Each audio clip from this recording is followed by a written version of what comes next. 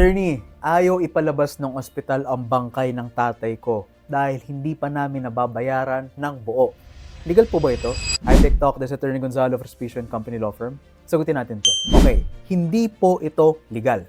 Ayon sa Republic Act number 10932 or ang Anti-Hospital Deposit Law, bawal na bawal sa mga hospital at health facilities na ipagkait ang paglabas ng katawan ng pasyente, buhay man or patay, dahil lamang sa hindi pagbayad ng hospital bill. Ang ganitong hospital detention ay labag sa batas at maaaring panagutin ang hospital or ang mga hospital officials na responsible dito. Ang tamang paraan ay singilin ka sa legal na paraan. Kung ayaw pa rin ilabas ng ospital yung bangkay or yung pasyente, maaari kayong magsampa ng reklamo sa Department of Health. Tandaan, hindi pwedeng gamitin ng ospital ang bangkay or yung pasyente bilang panagot sa utang.